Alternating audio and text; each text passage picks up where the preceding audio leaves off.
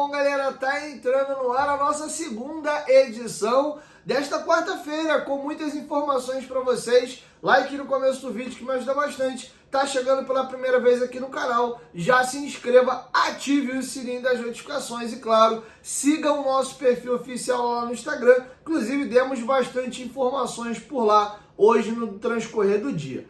Beleza? Para começar a brincadeira, vamos já atualizar vocês aí para o jogo de amanhã contra a equipe do Bangu. Olha, tem novidade pra caramba. Para começar, tivemos treinamento hoje aí do time que vai jogar a campo amanhã contra a equipe do Bangu e já uma primeira lesão ainda não confirmada, mas tudo indica que sim. O goleiro Pablo prendeu o dedo no gramado aí, fazendo atividade e foi parar no hospital. A informação do companheiro Vene Casagrande, no momento que eu estou gravando o vídeo, às 21h47 da noite, a gente ainda não tem a confirmação se de fato ele lesionou o dedo, né? Se é algo que não é tão simples, mas muito dificilmente o goleiro deve ir a campo amanhã contra o Bangu. Temos aqui, ao meu ver, duas opções. O goleiro reserva Alan, né, que foi o reserva dele na partida contra o Nova Iguaçu, pode ganhar vaga naturalmente, ou, caso seja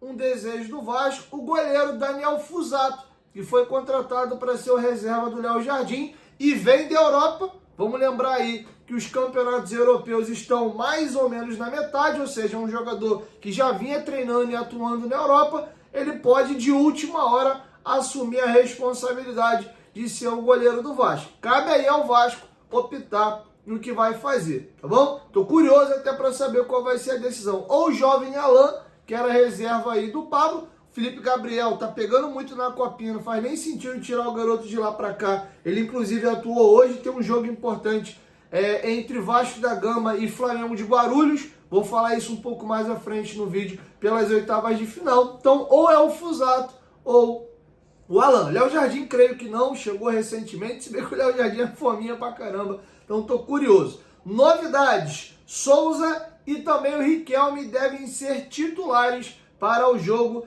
desta quinta-feira. Naturalmente, nas vagas de Lincoln e Alegria, que inclusive foram titulares hoje na Taça São Paulo e incorporaram o grupo da Copinha. O Souza entra na vaga aí do Lincoln, e na ponta direita o Riquelme. Sim, a informação que a gente tem é que o Riquelme está mudando de posição, está indo jogar na ponta direita, tá bom? Então o Riquelme deve novamente entrar na posição, inclusive, que ele entrou na partida contra a equipe do Nova Iguaçu. Então essas são duas mexidas aí para o time titular.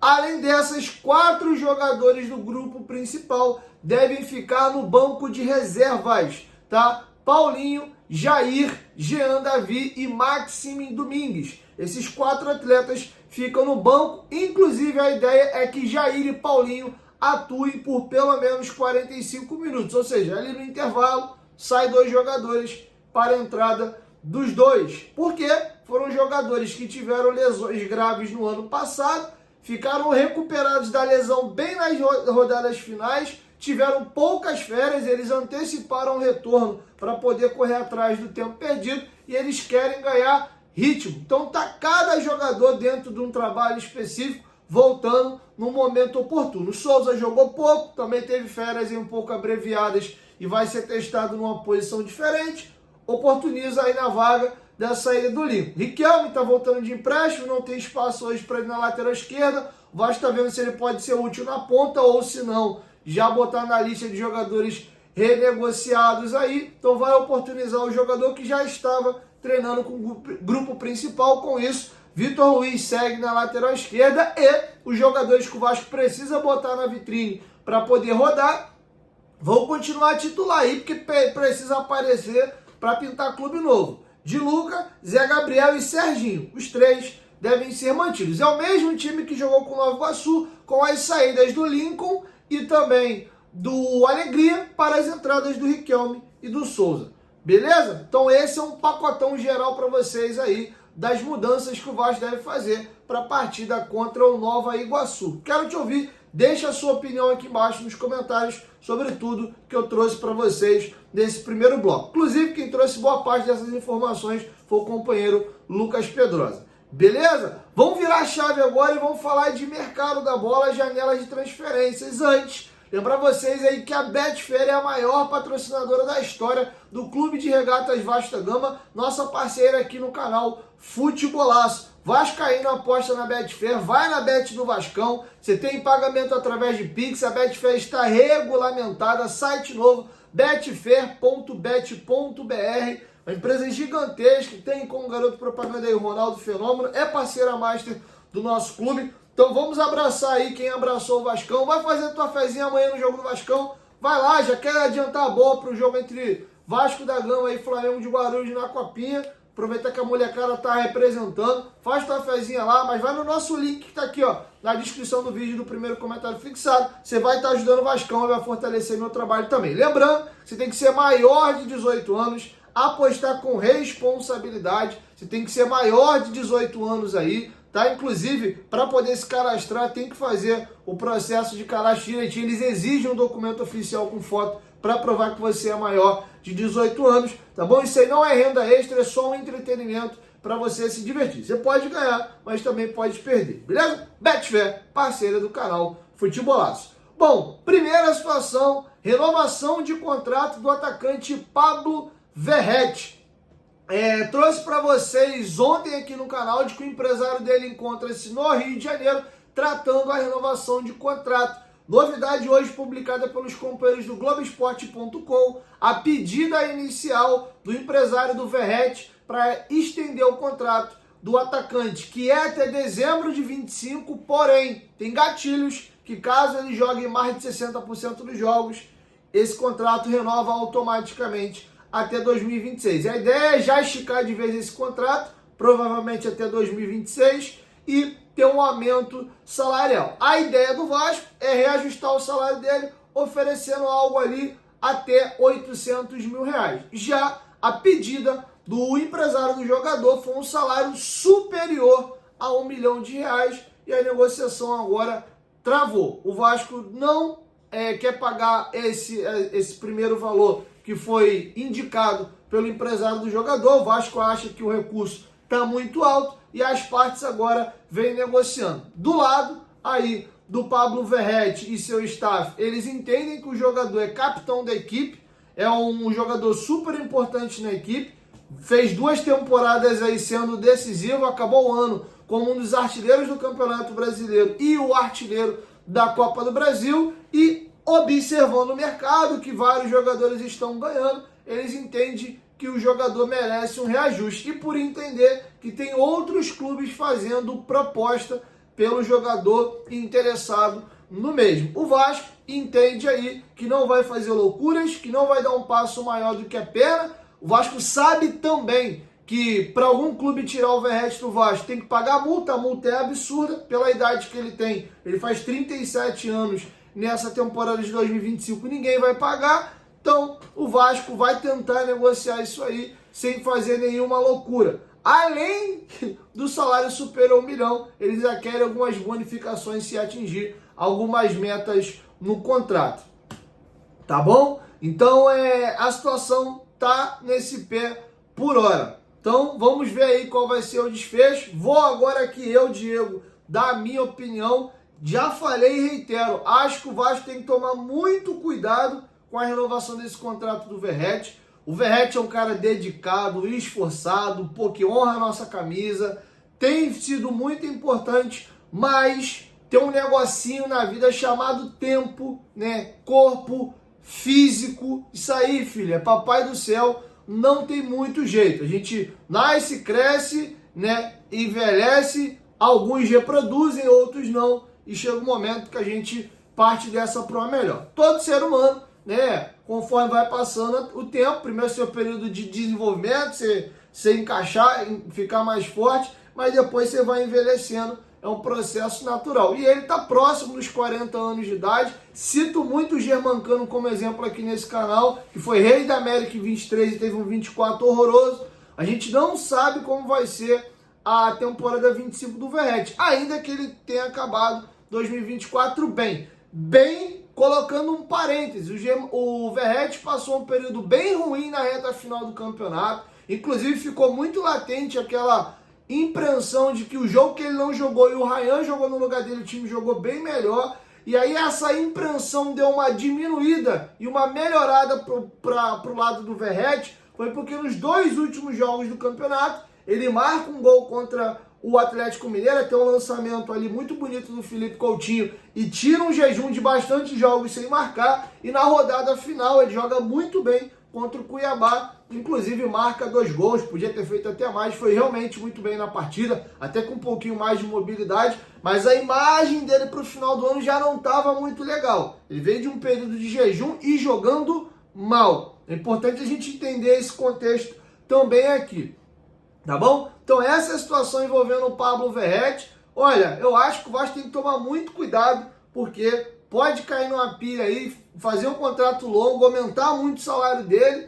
e o jogador de repente ter uma queda e você vai ficar engessado com um jogador com uma idade muito alta que não vai ser revendido e que vai talvez te onerar a folha. Acho que o Verratti, o Vasco tem que cuidar com carinho, que ele aposente no Vasco, dependendo dele, dos feitos dele, do que ele se esforçar, se ele conseguir conquistar algo com a camisa do Vasco, pode até caminhar para virar um ídolo do Vasco, ou pelo menos um jogador importante na nossa história, mas acho que todo cuidado é pouco, e jogadores nessa idade são caixinhas de surpresa. Beleza? Um pouquinho popular minha opinião aqui, mas quero te ouvir. Deixa a sua opinião aqui embaixo nos comentários, e não é porque tem nego fazendo maluquice, pagando salário de $1 milhão para todo mundo, que o Vasco tem que embarcar nisso. Até porque senão, Léo Jardim vai ter que ganhar $1 milhão, Paulinho vai ter que ganhar $1 milhão, todos os nossos bons jogadores vão ter que ganhar isso, e o Vasco estava desesperado aí, precisando liberar jogadores para justamente enxugar a folha. A gente tinha a 5ª maior folha do Brasil, com um time de meio de tabela. Ah, um detalhe importante, o Vasco, através do presidente Pedrinho, tem se esforçado e corrido atrás para regularizar todas as pendências com seus atletas e empresários.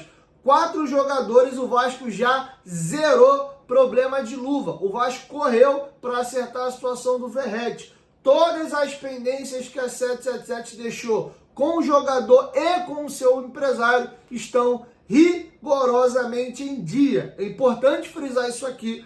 Tá tendo um esforço do Vasco aí, já demonstrando, primeiro, óbvio, nada tratado é caro, o Vasco está honrando seus compromissos, independente de ter sido a 777 que fez esse compromisso e não o presidente Pedrinho, mas o Vasco também não está nadando de braçada. A gente não é o Flamengo e não é o Palmeiras em termos de recursos financeiros.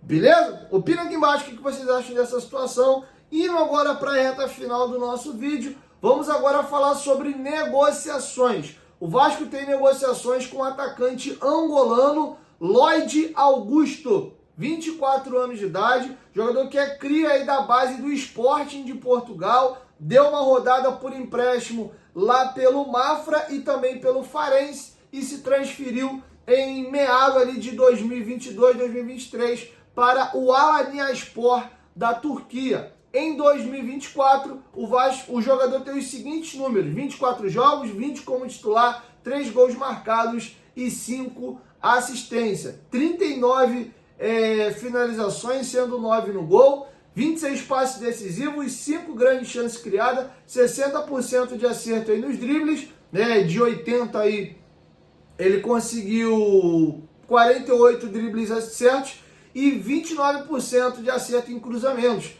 Ele cruzou 52 vezes e acertou 15. A nota dele no SofaScore é 6,96. Apesar de ser destro, é um jogador que atua pelo lado direito, tá? Ele até pode jogar pelo lado esquerdo ali com o pé trocado, mas ele gosta mais de jogar pelo lado direito. Seria um jogador para ser contratado, para ser a sombra do Adson. O Adson deve voltar entre final de fevereiro e início de março. Então, naturalmente, ele sendo contratado, inicia o ano aí como titular. Mas a ideia é que ele seja reserva do Adson, que, né, se não acontecer nenhuma grande reviravolta, é o nosso titular aí, vinha jogando muito bem no ano passado, até infelizmente ter tido a lesão na tíbia. Beleza? Um detalhe importante que eu queria trazer para vocês a respeito do jogador: a ideia do Vasco é contratar o jogador por empréstimo, óbvio, pagando por esse empréstimo, e botar metas nessa transferência. Ele batendo as metas, o Vasco compra o jogador em definitivo, tá? É um jogador, pelo que eu vi dos lances, gostei muito, adora o elástico, sabe dar o elástico tradicional e o elástico invertido. Inclusive, um dos lances muito bonitos dele é ele dar um elástico invertido e dar uma caneta no jogador. É um cara que tem drible, tem velocidade, ele tem 1,83 m, então é um jogador forte, veloz, também consegue recompor. É um jogador que não finaliza muito bem, não. A situação dele é mais driblar e achar os companheiros a ele. Ele não é um grande artilheiro, mas é um jogador de fazer fumaça, ajudar na marcação. Gostei, cara. Eu acho interessante. O próprio Flamengo foi buscar um jogador aí que ninguém conhecia, mas pelo que se viu de lances dele aí, os scouts também, parece que vai ser mais um daqueles jogadores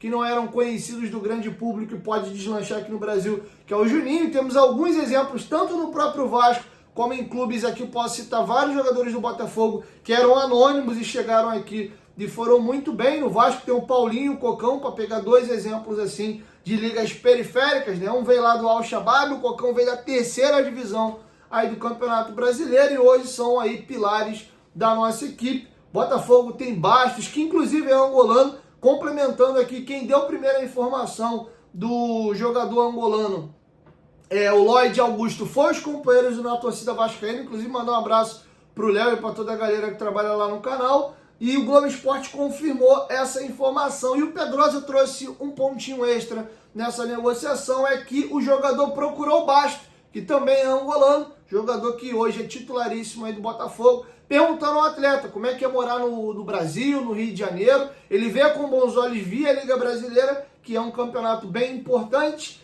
e o facilitador é que, por ele ser angolano, ele fala português, é a língua mãe, né, lá do país dele, então ele teria facilidade aí com a língua aqui no Brasil. Então o negócio caminha bem, o Vasco está muito otimista, então muito provavelmente o Lloyd Augusto deve ser o novo ponta-direita do Vasco. O ponta-esquerda, jogador aí para suprir a lesão do David, e quando o David voltar, ter essa briga por posição, não é o Lloyd Augusto. O Vasco está atrás de outro jogador no mercado para essa posição, beleza? Quero te ouvir, deixa a sua opinião aqui embaixo nos comentários, o que vocês acharam aí do jogador. Para fechar, teve um jogador que pipocou no noticiário hoje, a informação que vinha do Uriel Ludic é que o Vasco já havia formalizado uma proposta de 2,5 milhões de dólares para comprar o atacante Rodrigo Castilho, jogador argentino formado na base do River Plate.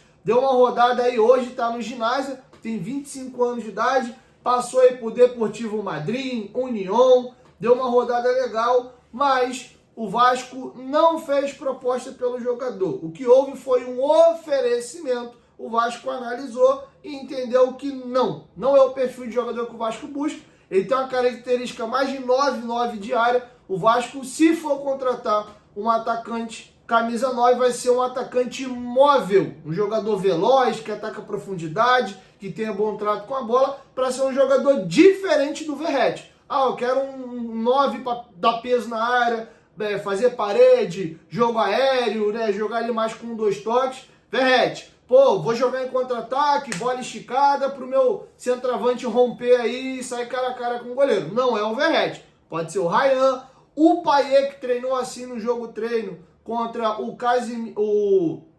contra o combinado ali de Casimiro e Porto Real, jogou ali. Então, Alex Teixeira pode jogar ali também, sendo esse móvel mais 9. Talvez o Vasco nem precise de fato contratar um jogador, se for pensar nesse 9 móvel. Se quiser um outro jogador com o perfil do Verratti para ser a sombra dele, aí eu acho que tem que ir ao mercado. A menos que o Vasco entenda que o GB vai virar a chavinha nessa temporada, tá bom? Então é isso, bastante informação para vocês aqui, com bastante detalhes. Espero que vocês tenham gostado do conteúdo. E para fechar, mais uma pergunta.